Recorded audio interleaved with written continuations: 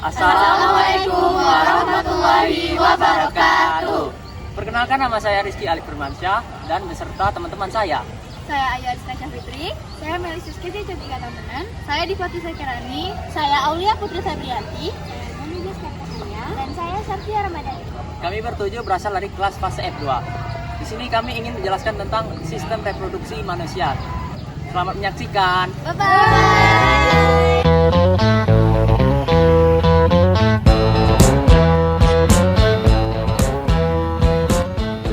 Hai teman-teman, kalian lagi ngapain? Hai, kami lagi belajar biologi nih tentang materi sistem reproduksi manusia. Oh, jadi gitu tentang sistem reproduksi manusia ya. Apakah kalian sudah tahu tentang sistem reproduksi manusia? Belum nih. Kalau gitu, gimana kalau kita belajar bareng-bareng? Ayo, boleh.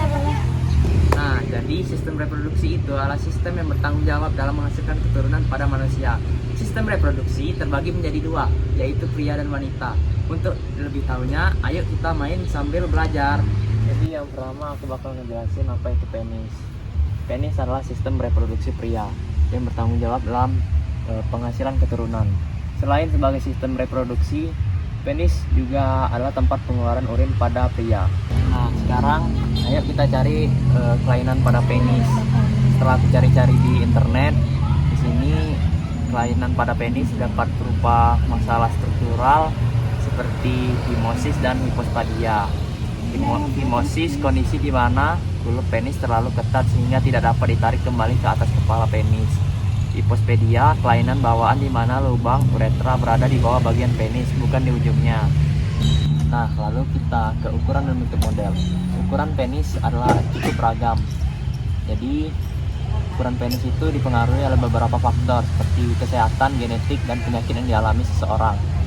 Ukuran penis saat tidak ereksi berkisar antara 7,5 sampai 10 cm dan saat ereksi bisa mencapai 12 hingga 19 cm. Normalnya di Indonesia seperti itu. Lalu bentuk dan model penis. Lurus atau melengkung. Penis bisa lurus, bisa memiliki kelengkungan, terutama saat ereksi. Kelengkungan normal. Kelengkungan penis saat ereksi umumnya tidak perlu dikhawatirkan, kecuali jika melebihi 15 derajat yang mungkin menandakan penyakit Peyronie. Nah, kalian tahu nggak di bawah penis itu ada testis? Testis merupakan sistem reproduksi pria yang berfungsi untuk menghasilkan hormon testosteron dan membuat sperma. Kelainan pada testis yaitu seperti epididymitis, yaitu radang pada epididymis, dan orchitis, yaitu radang pada testis. Lalu ada hidrokel, yaitu penumpukan cairan di sekitar testis. Lalu ada trauma testis yang diakibatkan oleh kecelakaan. Dan jika ada sel abnormal yang tumbuh pada testis, itu akan menyebabkan kanker pada testis. Nah, setelah testis, ada bagian lainnya yang disebut skrotum. Skrotum adalah kantung kulit yang menggantung di belakang penis. Fungsi skrotum adalah melindungi testis dan menjaga suhu testis agar produksi sperma optimal. Jadi selanjutnya setelah skrotum ada ini, saluran sperma. Saluran sperma adalah jalur yang membawa sperma dari testis hingga keluar dari penis saat ejakulasi. Lalu kelainan pada sperma ada aglutinasi, perekatan sperma atau sama lain sehingga menghambat pergerakan sperma. Hematospermia, adanya darah dalam semen. Leukospermia, adanya jumlah leukosit yang berlebihan dalam semen. Guys, ayo kita jalan-jalan yuk sambil cari suasana baru. Yuk. Pada sistem reproduksi wanita, yang pertama ada ovarium. Ovarium adalah kelenjar kecil berbentuk oval yang terletak di kanan dan kiri rahim. Fungsinya untuk memproduksi sel telur dan hormon-hormon lainnya seperti estrogen dan progesteron. Kelainannya yaitu ovarium polikistik, kista ovarium, dan diskinosis kulnar.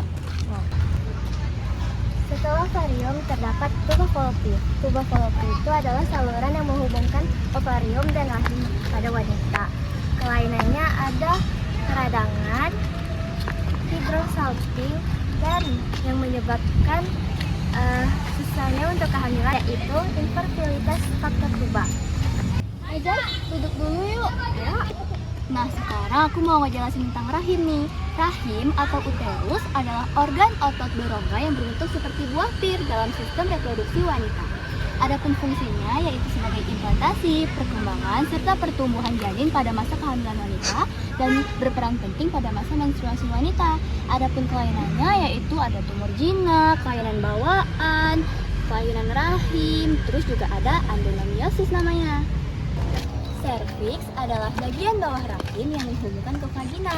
Adapun fungsi utamanya yaitu jalan pembantu keluar saat menstruasi, jalan pembantu keluaran saat persalinan, habis itu pengeluaran lendir untuk sperma, dan menutup rahim saat masa kehamilan. Terus setelah kita cari-cari di internet, kelainan dari serviks yaitu ada infeksi atau cervicitis, lalu ada polip, sel prakanker, dan ada stenosis dan kista lendir. Jadi selanjutnya aku bakalan ngejelasin vagina. Vagina adalah saluran otot elastis yang menghubungkan rahim keluar tubuh.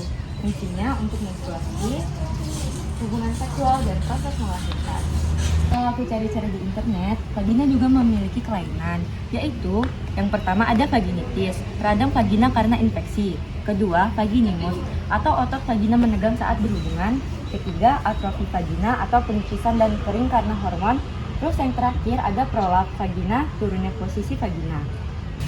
Selanjutnya ada vulva. Vulva yaitu bagian luar organ intim wanita termasuk labia, klitoris, dan lubang vagina. Kelainan pada vulva terdiri dari yaitu vulvitis atau radang vulva karena infeksi atau iritasi. Kedua, kista Bartholin. Ketiga, ada lichen sclerosing atau penipisan kulit vulva. Dan yang terakhir ada vulvodynia atau nyeri kronis pada vulva. Guys, kalian tahu nggak sih di dalam sistem reproduksi ada yang namanya ovulasi loh. Ovulasi itu adalah fase dalam siklus menstruasi wanita ketika ovarium melepaskan sel telur matang ke dalam tuba falopi untuk dibuai oleh sperma. Biasanya ovulasi terjadi pada saat 12 sampai 14 hari sebelum menstruasi berikutnya. Ovulasi dapat membantu peningkatan peluang pada kehamilan wanita karena masa ovulasi adalah masa subur pada wanita. Nah, di ovulasi ada kelainan loh. Kelainannya yang pertama yaitu anovulasi, yaitu tidak terjadi ovulasi sama sekali disebabkan oleh ketidakseimbangan hormon, stres, atau gangguan tiroid. Yang kedua, ovulasi tidak teratur. Biasanya disebabkan oleh sindrom ovarium polycystic atau BB yang tidak normal. Yang ketiga, menopause dini. Ovarium berhenti berfungsi sebelum usia 40 tahun, menyebabkan hilangnya ovulasi lebih awal dari normalnya. Nah, setelah ovulasi ada pembuahan. Pembuahan adalah proses bersatunya sperma dan sel telur yang menghasilkan zigot sebagai cikal bakal embrio. Kelainannya yaitu gagal pembuahan dan kelainan kromosom pada zigot. Hai guys, kalian tahu nggak sih setelah proses pembuahan terjadi proses apa? Nah, setelah proses pembuahan terjadi proses kehamilan. Kehamilan adalah proses berkembangnya janin di dalam rahim yang umumnya berlangsung selama 40 minggu. Umumnya itu terbagi menjadi 3 trimester, yaitu trimester 1, trimester 2, dan juga trimester 3. Trimester 1 berlangsung mulai dari minggu pertama sampai dengan minggu ke-12. Itu adalah perkembangan setelah terjadi pembuahan. Lalu pada trimester 1 ini juga lah pembentukan organ dasar seperti jantung, paru-paru, dan juga ginjal. Nah, kelainan yang dapat terjadi selama trimester 1 ini adalah keguguran dini yang disebabkan oleh kelainan kromosom. Nah, selanjutnya ada trimester kedua. Selama trimester kedua ini, janin mulai bergerak dan juga beberapa organ mulai berfungsi seperti ginjal dan juga paru-paru. Nah, kelainan dalam trimester kedua ini adalah bayi mungkin terhambat dalam pertumbuhannya di dalam rahim. Nah, pada trimester ketiga ini, janin mulai memantapkan fungsi organnya dan juga janin mulai memutar kepala ke jalan keluar rahim.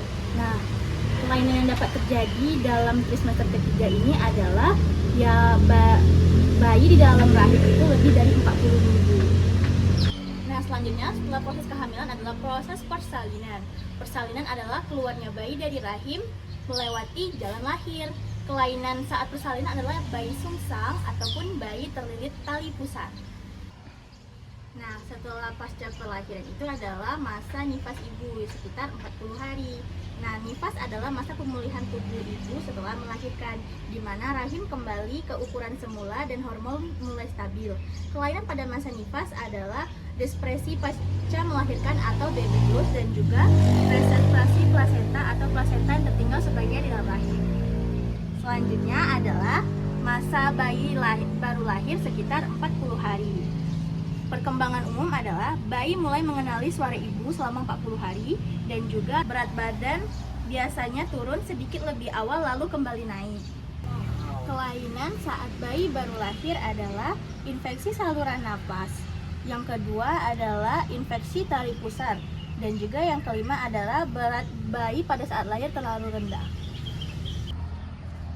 Sekian video penjelasan dari kelompok kami. Mohon maaf jika ada kesalahan dan kekurangan. Terima kasih telah menyaksikan. Sampai jumpa.